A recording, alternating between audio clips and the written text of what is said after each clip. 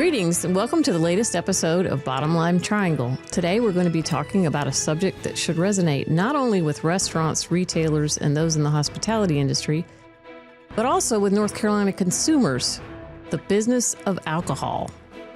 Three special guests will join us as we delve into Triangle drinking trends, generational shifts, and the latest local taste preferences, all of which are providing both challenges and opportunities for local establishments. Why does healthcare have to be so... Seriously? Oh, come on. Why? At Blue Cross and Blue Shield of North Carolina, we know it's time to do things differently. Thank you for calling. Representative. What the? Starting with you. Me? Yes, you, Mary. We're giving you more choices with doctors you want to see, with plans that include 92% of doctors in network. Like Dr. Thomas? Her too. Blue Cross North Carolina, making healthcare better for all, starting with you.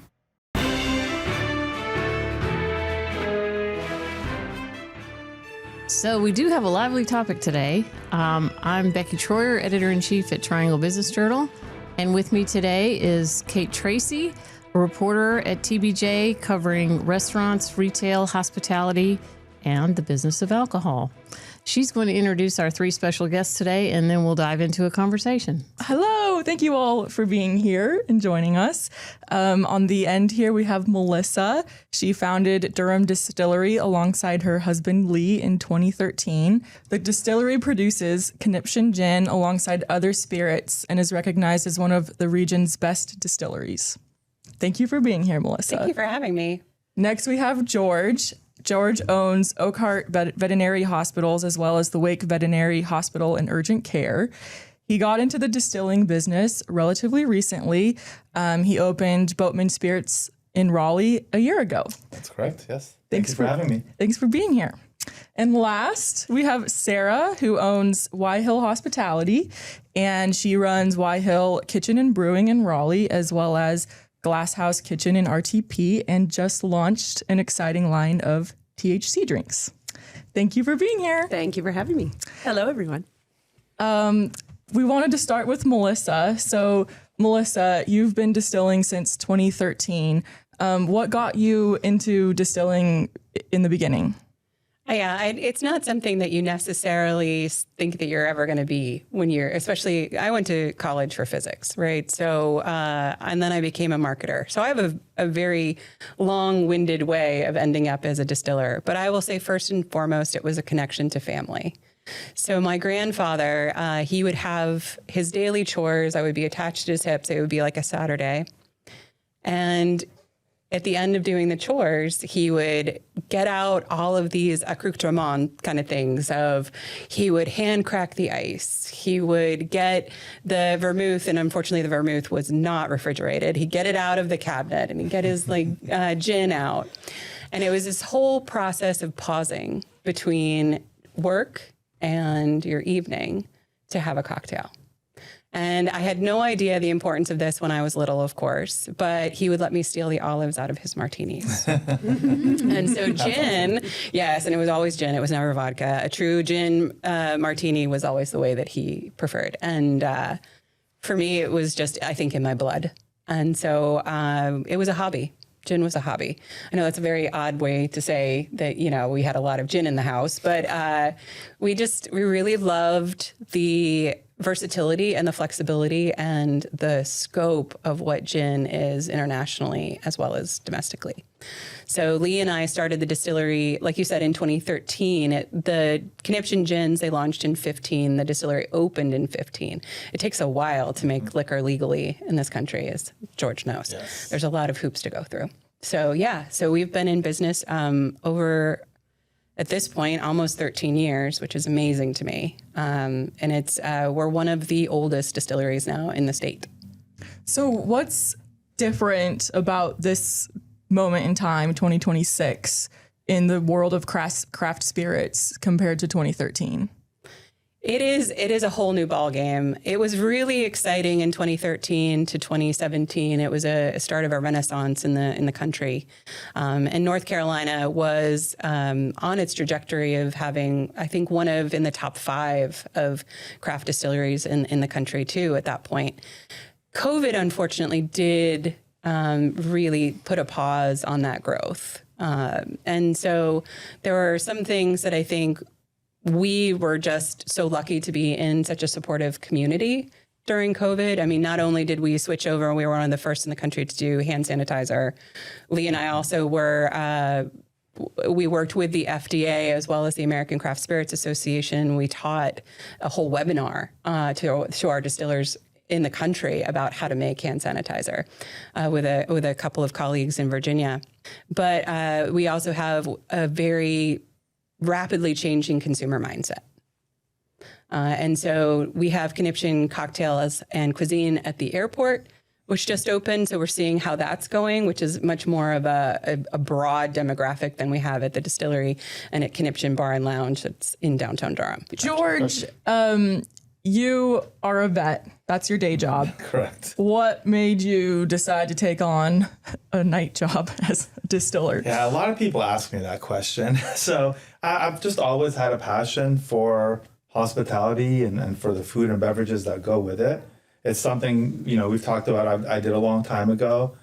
And despite how foolish it is, something I really just missed and wanted to get back into. The whole time I've been out of it, I've missed it and thought about ways to get into it. And I met a young man who was studying to be a distiller. We started talking about this in 2019, and we just finally made it happen.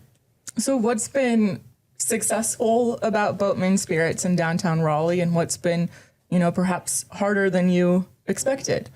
All of it's been harder than I expected. I think that talking about the supply chain issues, when we got open, there were so many challenges with the tariffs, because even though we ordered our equipment from a local company, most of it was made in China. Then the federal government shut down because it was a federal permit we had to get. So we opened the restaurant bar in June of 2025. We weren't able to release our spirits until February of this year. So it took a lot longer, even though the construction was complete. It just took that much longer to get it going. So that's been quite a bit of a challenge. And I think the other thing that's been really challenging is where we are, the development that we're in. So many other businesses were supposed to be open by now, and they haven't opened. Mm-hmm. And I think that's all economy, what's happening in the marketplace in general. So we really haven't had the foot traffic that we were expecting to have. But I think what's really gone well is we've had an amazing reception about our bar program, about our food, and about our spirits. So we're getting really great feedback. Everything is going in the right direction. It's just taking a lot longer. Best Places to Work isn't just an award, it's a culture movement. Companies recognized as best places to work see real results: 21% more profitability and 18% higher productivity. 91% of job seekers check your brand before applying.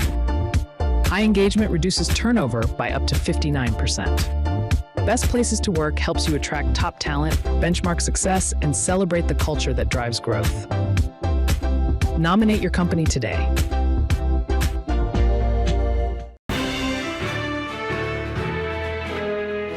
So I have to ask, since we have the two distillers side by side here, who's coming in to drink your product?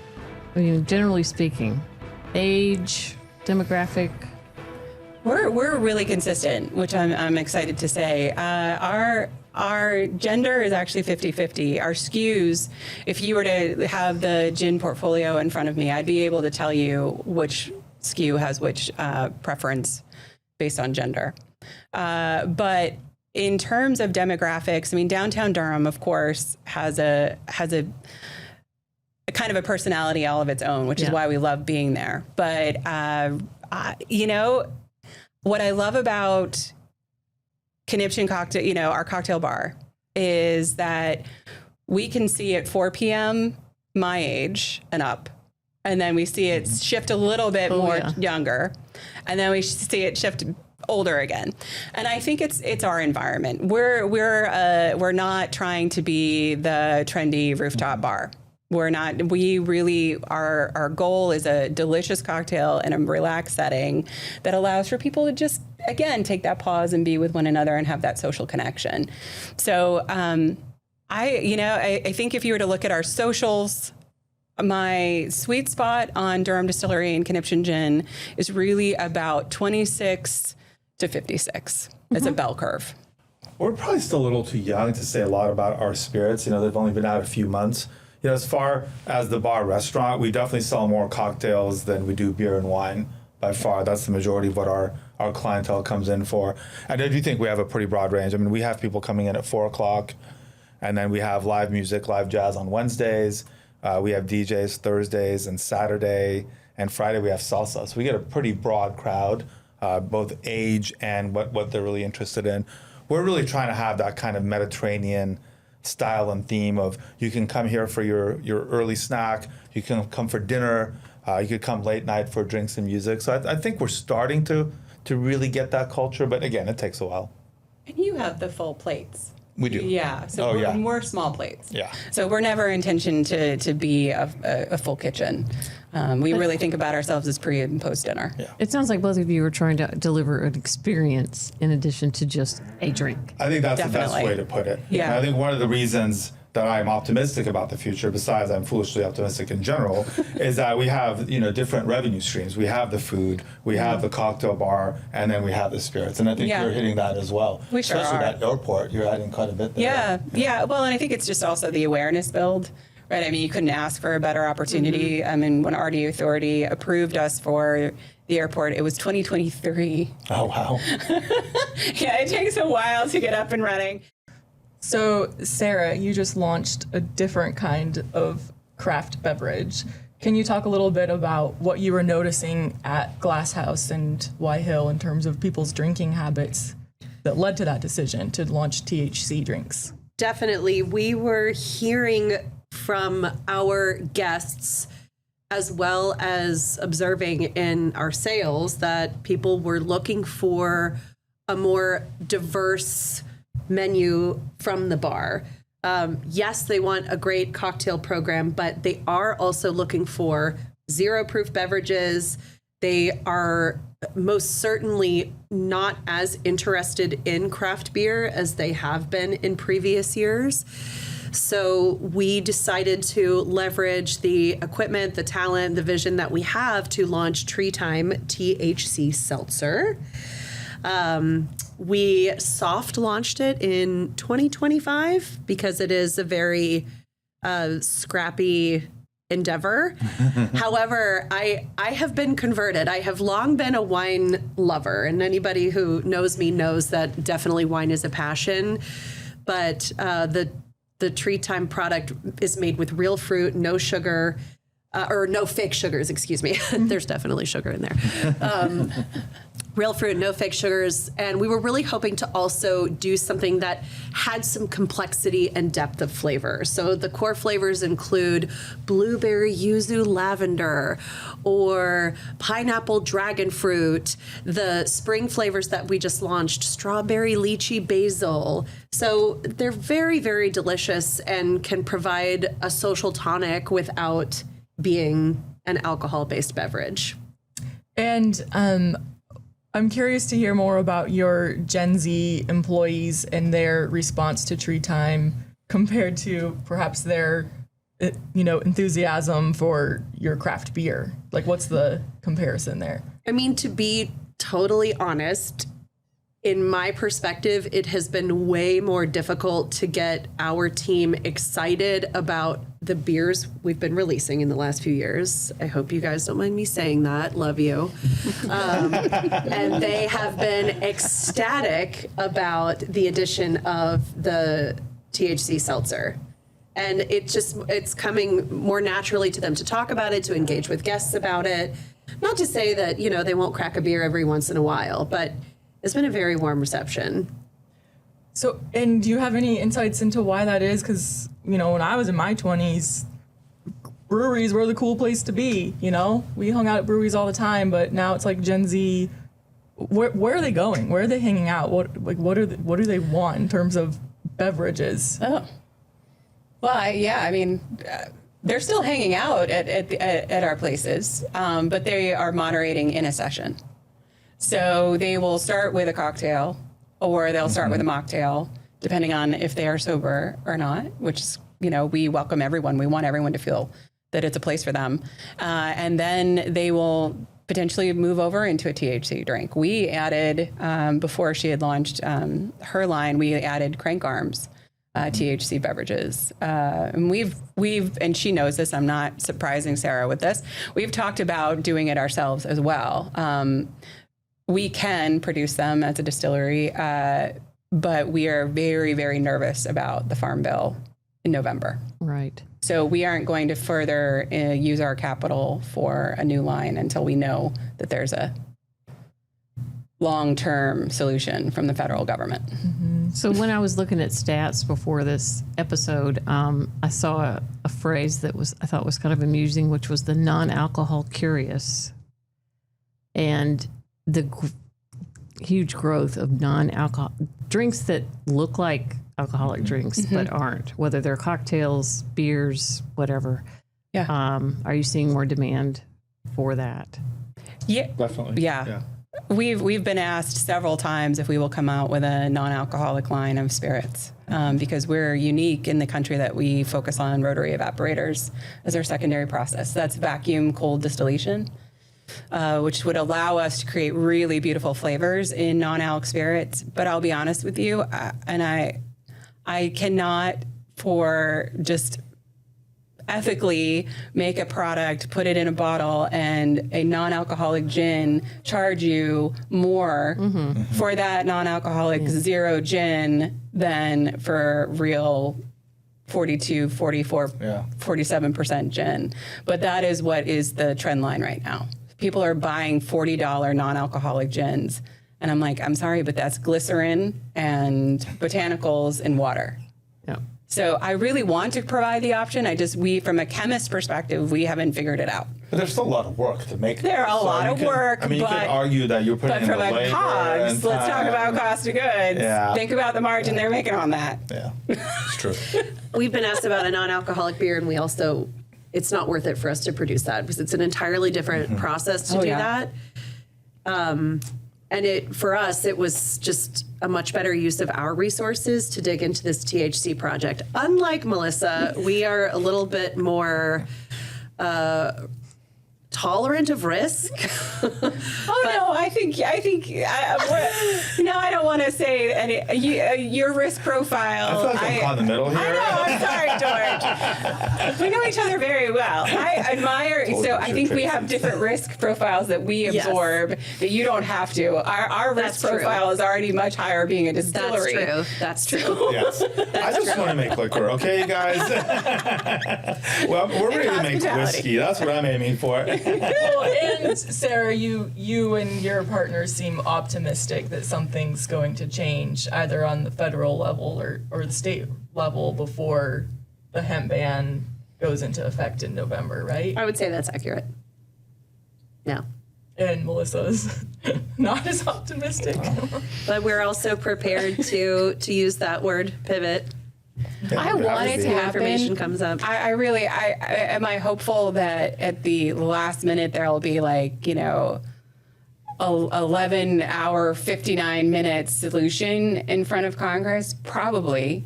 But it's the angst that all these small businesses are going through, not knowing whether or not their revenue line is going to be turned off. Mm-hmm.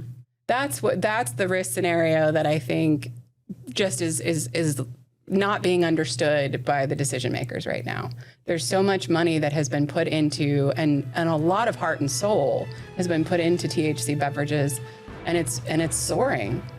And they basically have given it a deadline. Yeah. Why does healthcare have to be so... Seriously? Oh, come on. Why? At Blue Cross and Blue Shield of North Carolina, we know it's time to do things differently. Thank you for calling. Representative. What the? Starting with you. Me? Yes, you, Mary. We're giving you more choices with doctors you want to see, with plans that include 92% of doctors in network. Like Dr. Thomas? Her too. Blue Cross North Carolina, making healthcare better for all. Starting with you.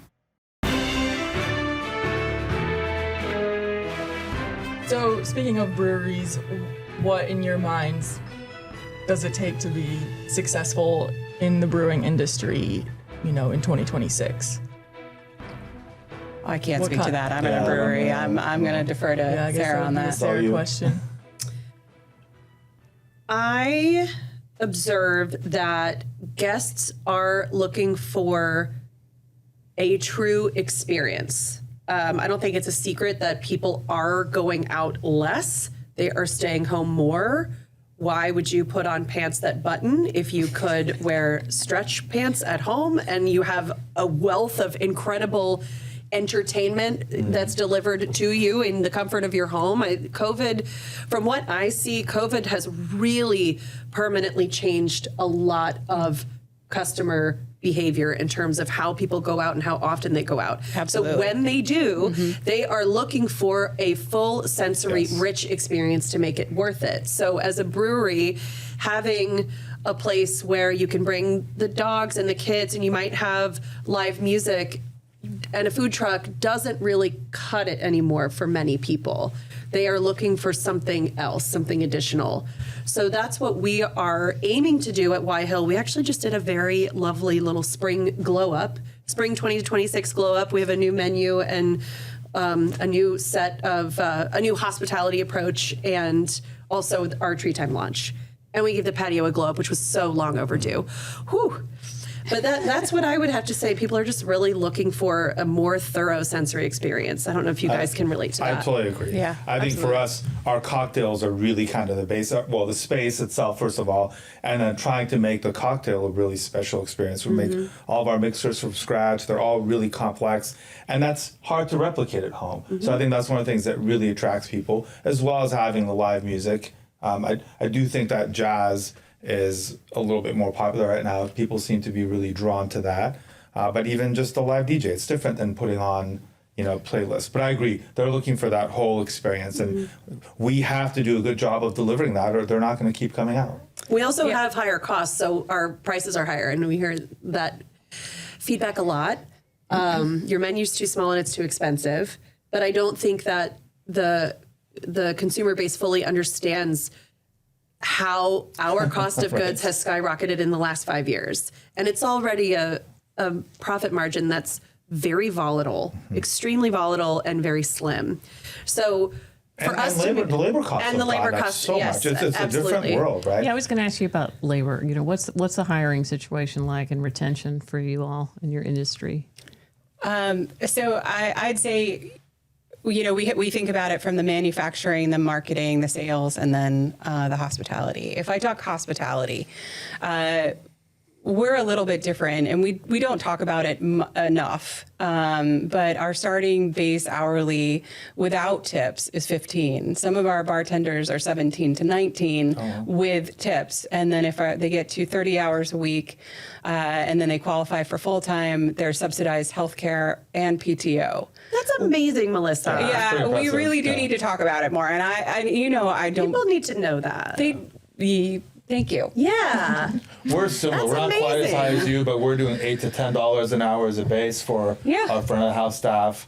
I think we pair kitchen staff well. We also just started offering a 401k and health insurance. So yeah, we've got 401 too, and I think it's recognizing that hospitality can be a career. I'm curious, I guess, some positives. I mean, we've talked a lot about some of the challenges and especially around people's drinking habits, but what makes you all excited about running your businesses in the Triangle and in North Carolina? Well, I think one thing you've touched on is the local aspect, right? I think all of us are really excited about how the community supports local efforts and local products. We try to, we're going to end up buying some things from out of state, but we're trying to source the majority of our grains and all of our products here in state. And I think that resonates with people. And I think the community really backs that. So I'm excited about the future of that. Yeah, we are in a place where we can source a lot of things locally. As you know, like gin is a global sourced botanical. But I think what I'm most excited about is our refocus and re-entrenchment in the Triangle. We had aspirations of becoming a national brand from 2019 to last year. And we read the tea leaves in the last year. And it's just not, we don't have we don't have the wherewithal from a cash perspective, a funding perspective, and to do that. And we didn't hit on this, but no craft distillery can raise money right now. It's just not a viable. The cash is run dry. And that's okay. I think for us, we're like, okay, well, let's make sure that we return to profitability instead of focusing on growth, because that's very much in our ethos, is to return to profitability and re-entrench in the local area, make sure that consumers know us very well. What do you think the next hot iteration of what you do might be, and how are you sort of forecasting the creativity that goes into planning that? My forecast is we will see more and more over the top theatrical, time limited themes that, for example, Wye Hill started doing a Sip and Santa pop-up for the holiday season, which is an absolutely unreasonable amount of holiday decor that is we do too, yeah. themed. We started the same year as them. Yeah. To the beach. And so my husband's from Southern California, and it just was, it's, as I said, insane. Yeah. But it's very fun. There's a limited cocktail menu that has these ridiculous glasses that you can purchase and take home, but it's only for a limited time. So it's November through New Year's Eve. Yep. And I think that we will start to see, we've definitely already seen that happen for the holidays. I think we're going to start to see that at other times of year as well. My guess is Halloween is next. We did tiki. You did? Right. So we just, a lot of cocktail bars around the Triangle do theming, and sometimes it can get over the top, or we might fight each other on terms of theming. So, but what I love about what Sara did with the holiday is, a completely different spin on holiday. We went all in on, you basically walk in and it's like the scene from Elf. That has always been our goal, is to really over the top it. Like if you look at, we've done it for 4 years now. But we just did tiki, which we got a review that she was like, I'm so sick of the themes. I'm like, but it's winter, and we wanted to bring Polynesia so that we could all get out of the doldrums of depression. I'm like, this is really just about having fun. But we need it because we cry all through winter until about Easter. January is hard for this industry. January is hard. When you have winter storms that fall on a weekend, it's even worse. So the 2 weeks in a row this last year. I was traumatized. That was really tough. That was awful, yeah. All right, we got time for one more quick question. What's your favorite cocktail that you make? When you're asking me to choose what? That's really, They're like her really children. You know? All right, I am going to give my brand mixologist Connor his due on this spring menu, which is for the rest of the month. It is the saffron bee's knees. And he did such an elegant take on a bee's knees cocktail. It was with Ghneim barrel-aged gin. It's with Katrincic, and it has a little bit of that saffron touch. It is not only in a gorgeous stem, but he put a little bit of a tuile cookie on it with a little blue flower. Wow. But it is delicious. And every time I walk in now with this menu, he's like, you want one? I was like, I do. It's really, highly recommended. He also made something with a chicken nugget too, but what? That's not as a garnish. Yeah, but also a chicken distillate, a dill pickle distillate. He's going all in. He's having a great time. It's our number one seller right now. Yeah, chicken. What about you, George? I don't really know how to follow that. So I'm gonna. My story is a little different. I'm actually gonna. The cocktail that I like the most is called the Simon Senior. It's named after my father. He passed away right before we opened, and that was really hard because it takes years of work. And our bar manager at the time came up with a cocktail in his honor, and it has a bit of a fig reduction in it. And he loved figs, and it's really a beautiful drink. It's got a float that's got the fig in it, and it's just a lovely beverage. And it's got its own category on our menu. So, Nice. Oh, it's beautiful. Cocktail at my place or any place? Any place. Oh, I thought it was just Greg doesn't easy things you can pick another one from us. Or your favorite new tea tree time Yeah, that could be. drink. So I can say with confidence, every time I see Durham Distillery kinship on a menu, I order it immediately. Oh, well, and thank you. And Greg's does great stuff at Glasshouse with it. Obviously. Yes. It's purple. It's beautiful. It is a beautiful drink. So it's a feast for the eyes and the palate. But as far as tree time, you will catch me at home sipping on cherry blossom lemongrass. I want to try that. And I do. I have a little tree time, me time almost every day. I really do. I put That's the a great children. I have 2 very young children, and I put them to bed. And Treat time. tree time. That's well done. That's a Well done. good tagline right there, Sarah. Thank you for tuning in to Bottom Line Triangle. We'll be back again next time with more in-depth business news and analysis. So make sure you like and subscribe.